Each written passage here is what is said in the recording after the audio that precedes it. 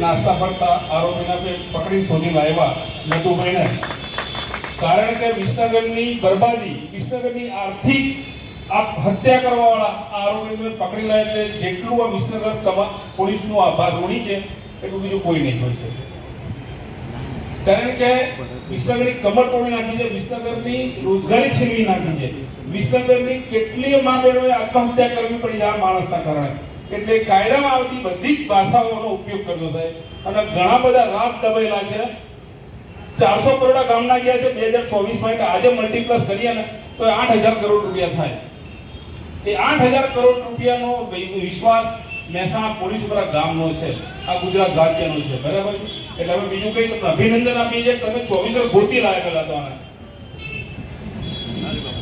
એટલે સારી બાબત પોલીસને બિરદાવવા જેવી વસ્તુ છે.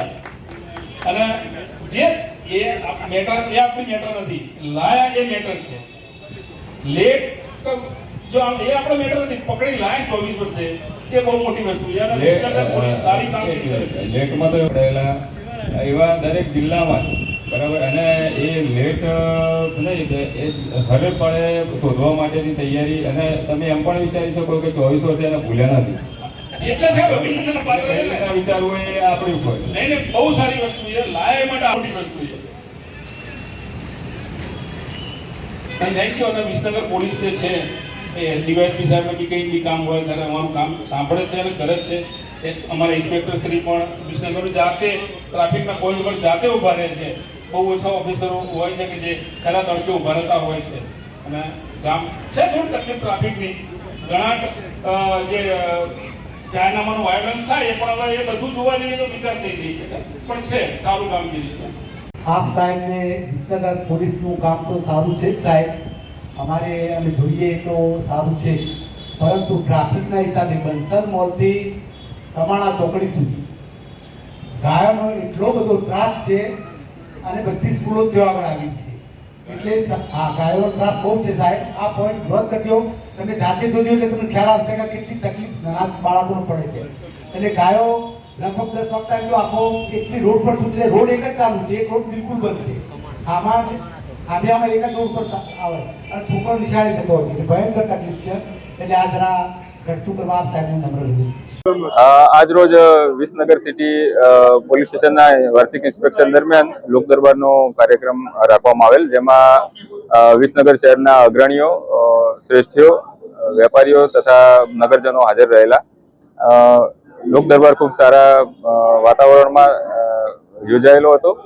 લોક દરબારમાં સ્થાનિક પ્રશ્નો જેવા કે ટ્રાફિકની સમસ્યા, શાળા કોલેજની આજુબાજુ કંઈ નશાકારક વસ્તુઓ મળતી હોય તો તેના લગતી સમસ્યાઓ, ટ્રાફિકમાં વાહનોની અંદર વધુ સ્કૂલ બસમાં અથવા સ્કૂલ માટેના જે પેલા ટેમ્પો હોય છે એની અંદર વધારે બાળકો બેસાડવા, અમુક વિસ્તારમાં લારી ગલ્લાને લગતી સમસ્યા, આ પ્રકારની અલગ અલગ સમસ્યાઓની ચર્ચા કરવામાં આવી તથા એનો સારી રીતના નિકાલ આવે એ માટે અમારા તરફથી સ્થાનિક પોલીસને સૂચનો કરવામાં આવેલા છે. અને લોક દરબાર ખૂબ જ સારા વાતાવરણમાં યોજાય છે.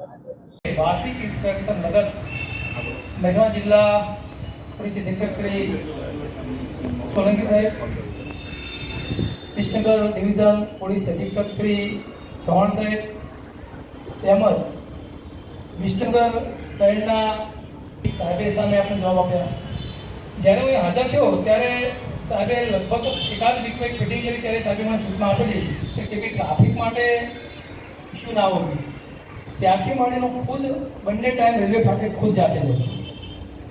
હવે આપ નગરજનોને એક સૂચના એવી છે કે આપ ખુદ મારી સાથે એક દિવસ ચાલો, ફાટક બંધ હોય ને આપણે સાઈડમાં ઉભા રહીએ, કોઈને ધ્યાન આવે પછી આ સિચ્યુએશન જુઓ. આપના સહકાર સિવાય આપ શક્ય નથી. આપ બી હો તો તમે આગળ આવી જાઓ, બંને બાજુ બ્લોક થઈ જાય. જેવો ફાટક ખુલે તો જેમ મહાભારતની યુદ્ધ જેમ બંને સેનાઓ ભેગી થાય એમ થાય. હું ખુદ વચ્ચે ઉભો રહું. ઘણા વડીલો તો મને અભિનંદન આપેલા, ઘણા ચાલુ ગાડી ગ્લાસ ખોલીને પાણી બી આપે, અને ઘણા એવું પણ કે સાહેબ પહેલી વખત આપણા અધિકારી નહીં આવ્યો. એટલે હું મહેનત કરવા માટે તૈયાર છું. સાહેબની સૂચનાથી મેં સળંગ 1 મહિનો રાઈડ કરી.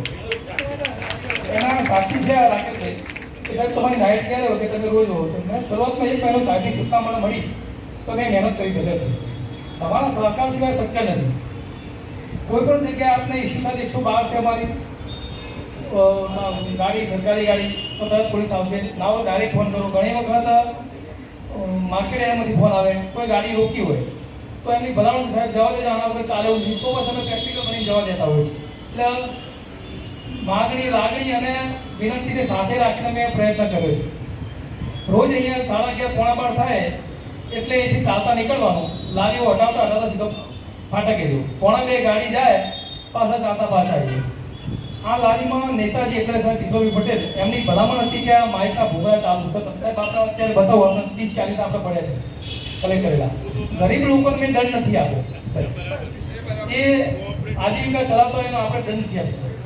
એમના ના હોય તો આપણે આક્રોશમાં બોલ્યા બી શું, અને એ વજન કાંટા બી લાવેલા છે, 2 દિવસ પછી આપી દઈશું, પણ એ રીતે આપણે પ્રયત્ન કર્યો છે. અત્યારે રોડ બની ગયો છે સર, તો નગરપાલિકાના સંકલનમાં રહી અને વાત થઈ છે સર, એ આપણને બોર્ડર બની આપશે એ પછી આપણે એમને ખસેડી દઈશું. એક રસ્તો પછી સર લાવારીસથી 3 દરવાજાથી કાવડથી લાવારીસ સુધીમાં ટ્રાફિકનો સર, તો એ એરિયામાં સર 3 ડેમ્પો આવેલી છે. તો પીક અવર્સમાં સર એ વખતે બેંકની કામગીરી માટે થોડો ટ્રાફિક ઇસ્યુ થાય છે, પણ ટ્રાફિક છે બ્લોકેજ ટ્રાફિક નથી હોતો, મોઈમાં ટ્રાફિક હોય છે અને આપણો સ્ટાફ હાજર હોય છે. શરૂઆતમાં જે ઇસ્યુ થાય ફોન આવતો તરત સર પહોંચી જઈએ છીએ.